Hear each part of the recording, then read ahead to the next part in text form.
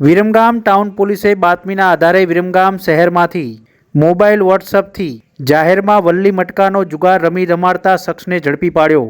5 શખ્સો ફરાર।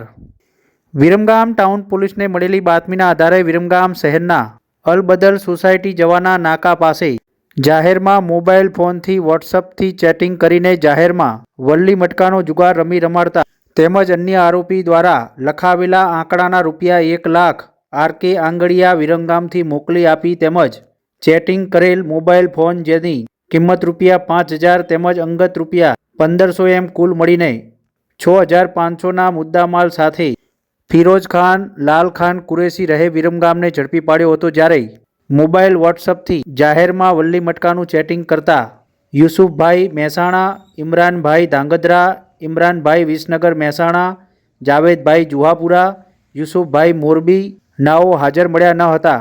વિરમગામ ટાઉન પોલીસે 6 શખ્સો સામે જુગાર ધારા હેઠળ ગુનો દાખલ કરીને વધુ તપાસ હાથ ધરી છે।